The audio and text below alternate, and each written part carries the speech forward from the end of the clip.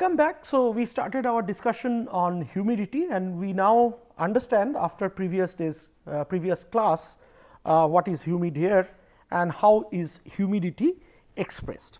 Now, I can assure you that you are going to learn one of the finest concepts today, right. Part of it you know actually from your high school education. For example, all of you know the physics of dew formation. So, we will talk about dew point etcetera, etcetera, but one critical thing I will actually teach you, which probably is going to be new for you. So, even before I come to it formally, let me just throw it to you, throw the question open to you. You can think. Typically, when I am teaching in IIT Kharagpur, this is what I do. I actually write some question, and then the students start thinking, and then after some time we converge upon it. In an online medium, of course, that is not fully possible, but still nonetheless it may not be a bad idea to start thinking about where exactly a difference is going to be manifested. So, for example, we have two qualities of air at two different places or two different days. For example, one of them is, let us say 30% relative humidity, and let us say temperature is 30° centigrade. This is air quality 1, and on the other instance, for example, you have 80% relative humidity, and the air temperature is again 30° centigrade. So, where exactly, my question is very very clear, where or how exactly the difference in the percent relative humidity will show up. Of course, the relative humidities are different. So, that you can straight away say that what sort of strange question is this. Of course, their relative humidities are different, that itself is going to show up, but the temperatures are same. So, my question is more specific, does it have an effect on temperature, right, and if so, how? So, we will talk about it. Of course, from a practical standpoint, you can say that if it is 30% relative humidity and 30° centigrade temperature, you will somehow bear the heat, but if it is 80% RH, there is every possibility that you will be sweating a lot, right. That is what you know. And please do not laugh or anything, because all these practical considerations are very very important. What you are learning in your textbook and in these courses are all very very practical things. They are not anything out of the world that you read on one hand some stuff, some abstract entities, and you see, observe something is happening and you are unable to sort of connect those two. That is not what the intention is. Even when I taught you how to estimate the physical properties, this is exactly what I told, that you get hold of something new, right, and you say, oh, I do not know because nobody is telling me, there is no data sheet and therefore I cannot do any calculation. I mean, that is not the approach of an engineer. The approach of an engineer is something is better than nothing. Okay. So, we will revisit this particular question later. But apart from humidity, there are certain other parameters, certain other important parameters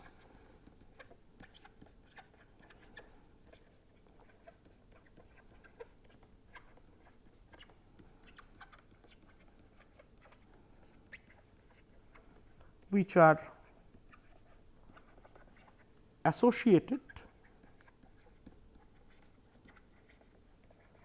with humid air, right. So, they are specific heat capacity of dry air. So, this is the specific heat capacity of dry air, which is 1.00 kilojoule per kilogram Kelvin. Specific heat capacity of water vapor, this is specific heat capacity of water vapor, which is 1.88 kilojoule per kilogram Kelvin. May not be in the context of this online course or the questions that you are likely to encounter in the examination, but maybe these two are numbers worth remembering. It is actually worth to remember these two numbers, right. So, this is, remember, this is dry air and this is water vapor only.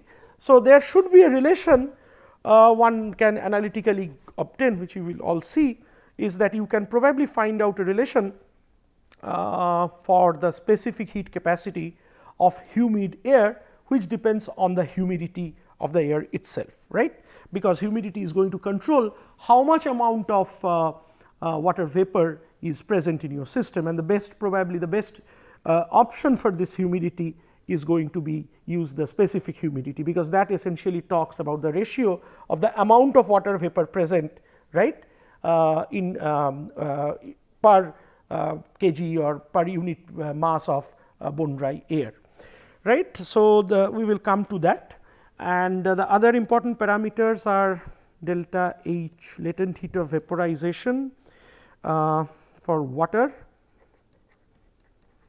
at 0 degree centigrade is the specific heat, it is not the specific heat, it is the latent heat of vaporization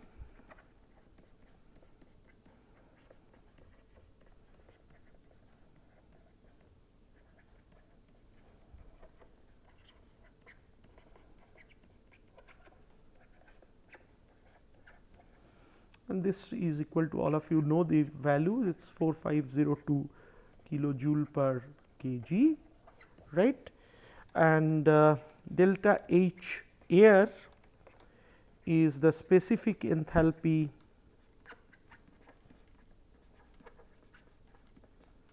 of dry air,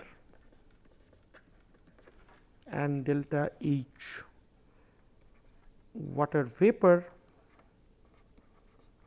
is the specific enthalpy of water vapor. Okay. So, these are the other important parameters. We will learn some analytical expressions, and then what is the topic of this module is the psychrometric chart. Once we start learning about psychrometric chart, you will find that you do not have to calculate anything, everything comes from the chart. That is the strength of the psychrometric chart, and that is something which is going to be totally new for all of you. So, humid heat, as they call,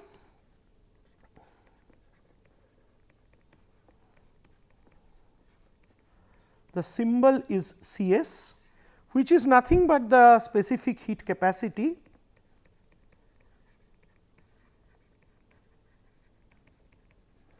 of humid air.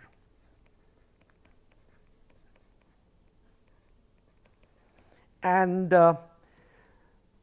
since we know the definitions of these two, Cp dry air and Cp water vapor, the relation is very simple. So, it is going to be Cp of dry air plus, as I mentioned, the specific humidity multiplied by Cp of water vapor, and therefore, you get a relation, since we already know the numbers, the numerical value, you get a relation 1.0 plus 1.88 H.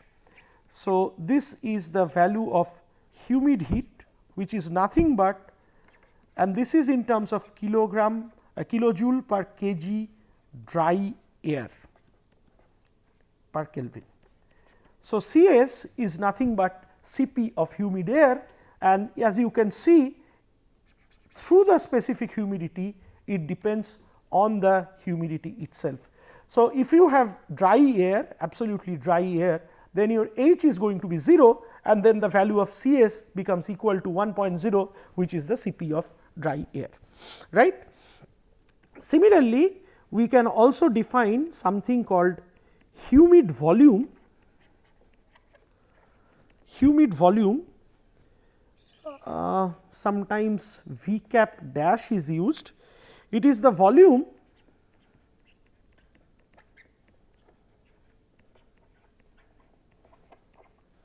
of unit mass of dry air plus the water vapor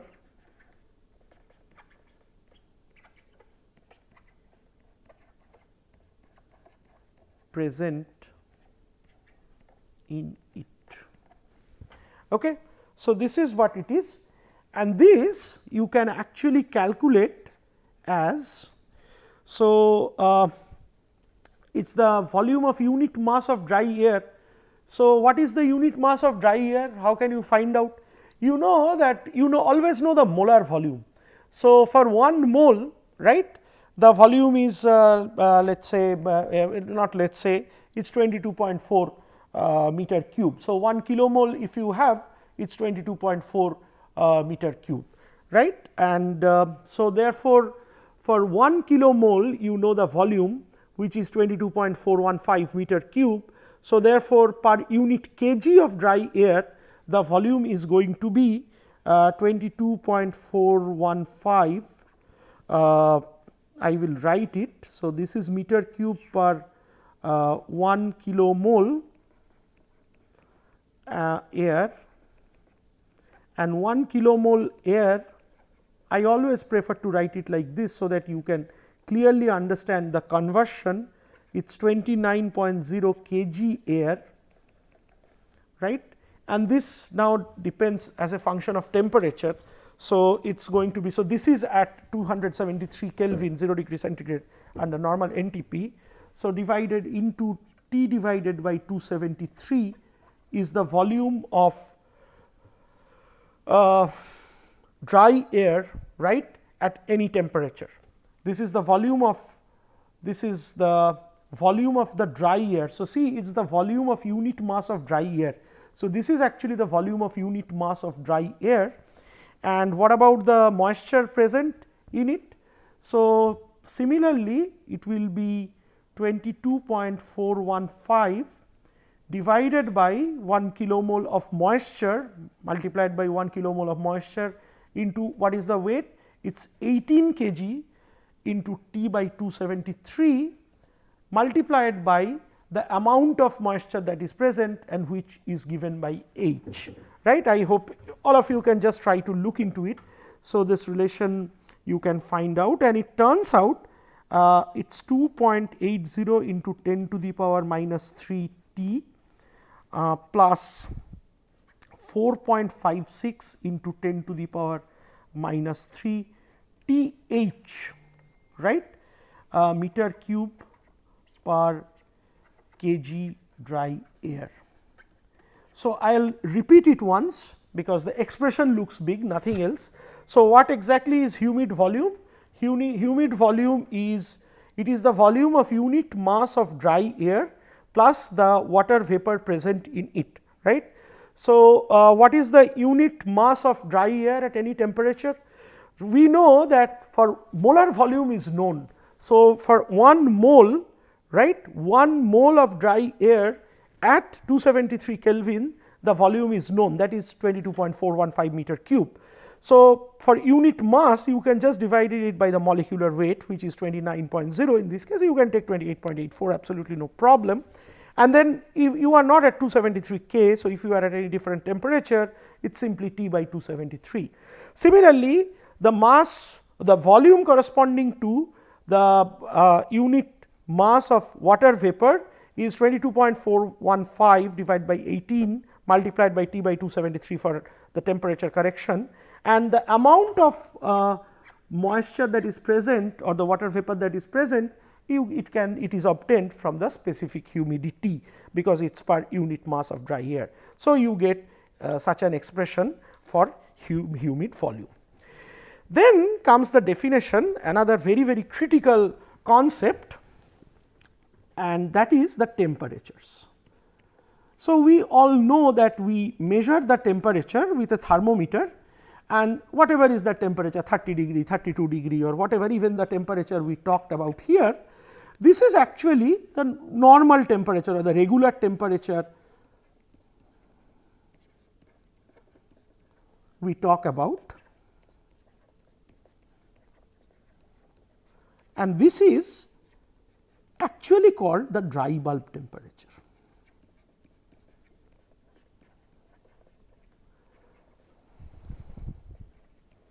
Right.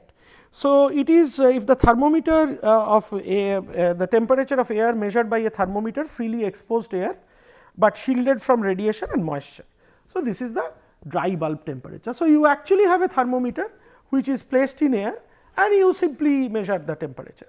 All you do is that you do not expose it to direct sunlight, so that it additionally there is some heating effect because of radiation. So, whatever is the temperature we have reported so far, right, it is the dry bulb temperature, right. So, this is very, very common. Now, in the context of humid air, there is another very, very important concept, and this is one of those beautiful concept builders you can say, and we will try to finish it in today's lecture. If not possible, we will continue in the next lecture, absolutely no problem. And this is probably a new terminology for all of you, and which is known as the wet bulb temperature. Right. So, this dry bulb temperature is typically represented by TdB, and this is represented as TWB. So, let us first try to understand. So, as far as wet bulb temperature is concerned, we will do two things. We will first understand what exactly is wet bulb temperature, and then we will talk a little bit about how to measure the wet bulb temperature. Both are equally exciting, right. So, it is very interesting. It is, I will write down the definition, you do not have to memorize it, but please read it. It is the temperature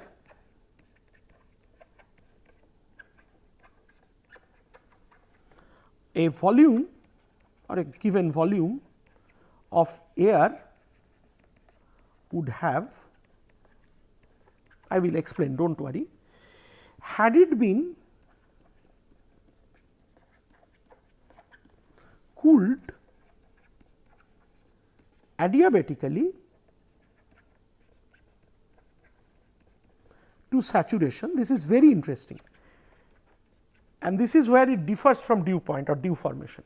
It is cooled adiabatically to saturation by evaporation of water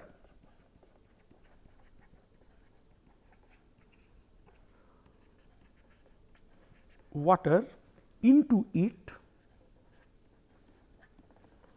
where all the latent heat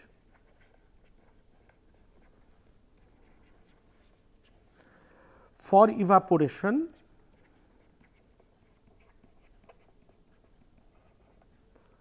is supplied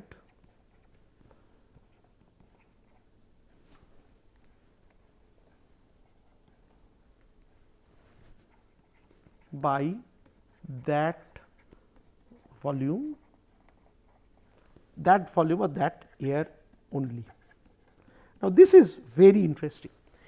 I will read it, but probably it will not make much sense. It is the temperature a volume of air would have. It means that it is a fixed volume of air we are considering, nothing else. This volume is not that important. Temperature of air would have, had it been cooled adiabatically to saturation by evaporation of water into it, right, where all the latent heat of evaporation is supplied from air only, right. This is what is the wet bulb temperature. So, what it is? So, let us try to understand, and I can assure you that we will understand. So, it fully, it is not that easy a concept. I mean, you can talk to many people and they will fumble what is the concept of wet bulb temperature. So, suppose we have a container, closed container, where we have water here, right, and we have some humid air or air, it can be absolutely dry air also.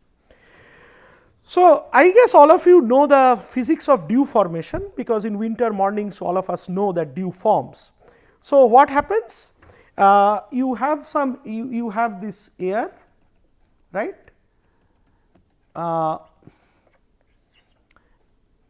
Of course, it is humid air, and at night the temperature cools down, and what actually happens as the temperature cools down, you can now go to the expression and show this particular term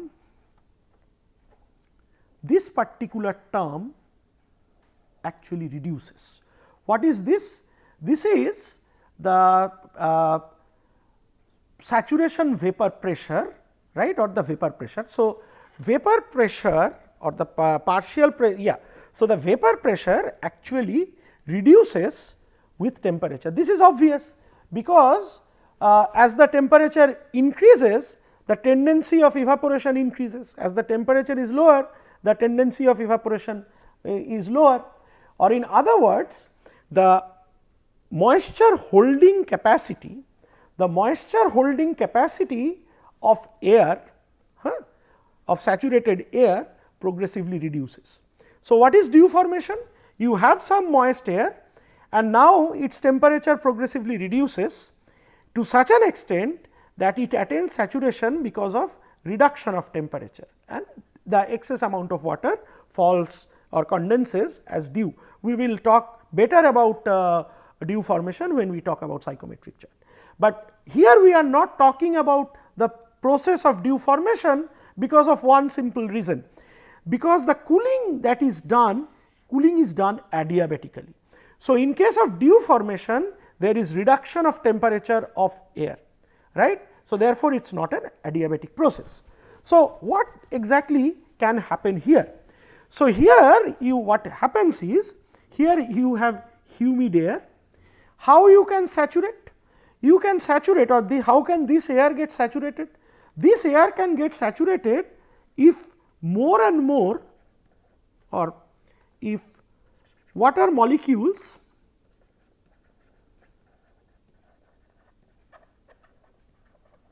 evaporate from the liquid phase.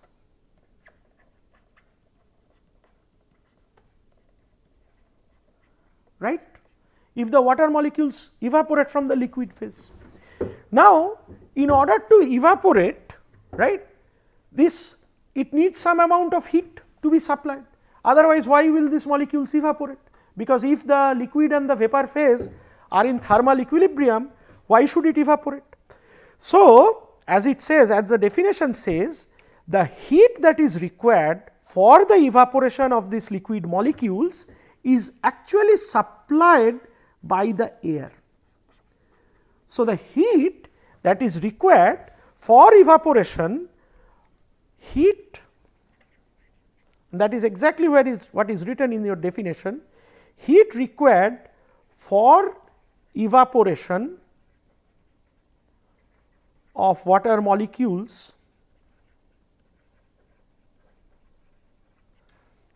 is supplied by the air itself, right.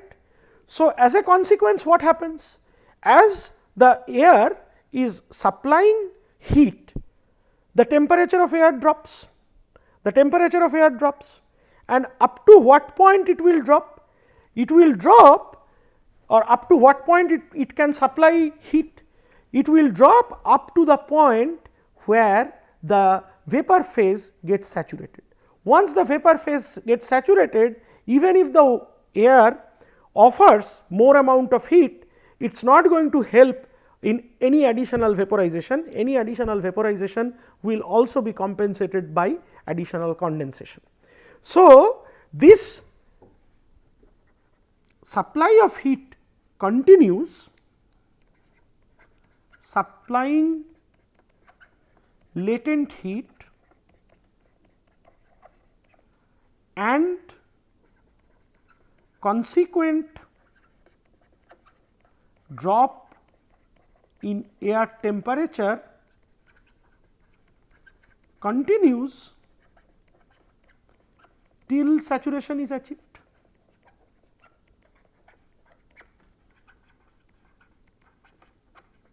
Right? And that temperature, that air temperature, the air temperature at saturation is the wet bulb temperature. So, please do understand, here whatever heat is being supplied, we will write in terms of an equation. The same amount of heat is transferred back in the form of the kinetic energy of these molecules that are evaporating, right, from the liquid phase to the vapor phase. So, net heat transfer to the surrounding is actually 0, therefore, this is an adiabatic process. So, so it is cooled adiabatically by the saturation by evaporation of water. So, there is evaporation of water and into it, where all the latent heat for evaporation is supplied by the air. So, air is supplying the latent heat. With that latent heat, more and more water molecules are evaporating. How it happens, we will come to it. First, you understand the concept. This is also known as or analogous to adiabatic saturation temperature. This is how you actually achieve adiabatic saturation. How you do, I will talk about it, I will teach you. So, first you understand the concept. So, you have humid air which is not saturated. So, percent RH is not 100%. Now, that air supplies heat, right.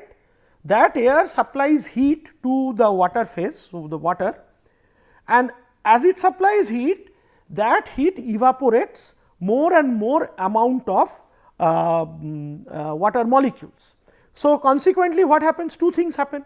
Number one is the extent of humidity or the relative humidity goes up, progressively goes up, and as the air has supplied some heat, its temperature gradually comes down, right. So, how long will the heat supplying of heat continue? It will continue till the air or the vapor phase has attained saturation, and that is the minimum up to which the temperature can drop, right. So, when the air phase attains saturation, that temperature of air, that air temperature, this is very, very important. Wet bulb temperature always refers to the air temperature.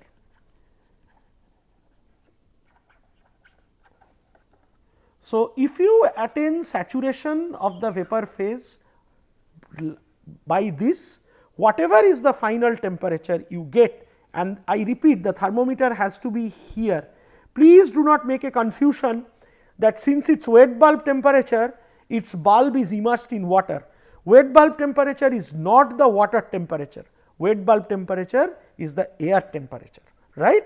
So, this is if you specifically attain saturation like this, this is what is called the wet bulb temperature. It is also similar to the adiabatic saturation temperature. I hope the concept is clear. I will not be able to finish the mathematical part associated with this, which I will take up in the next class, and I will revise it there. So, now coming back to my question. So, if you have air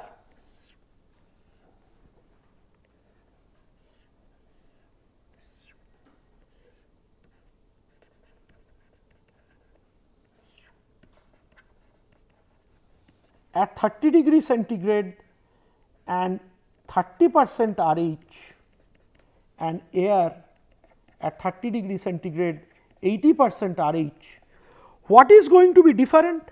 Of course, here as it supplies heat,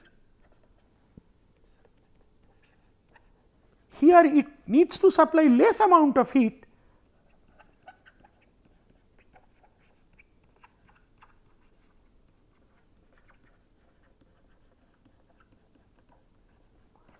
for achieving saturation.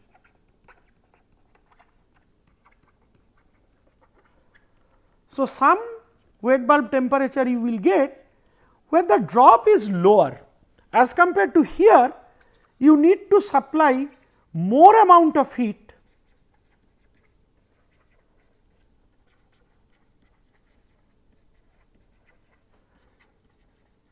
to achieve saturation. Why? Because here the relative humidity is only 30%. So, you are actually far away from saturation. So, you need to supply more amount of heat, and as you are going to supply more amount of heat, your temperature drop will be more.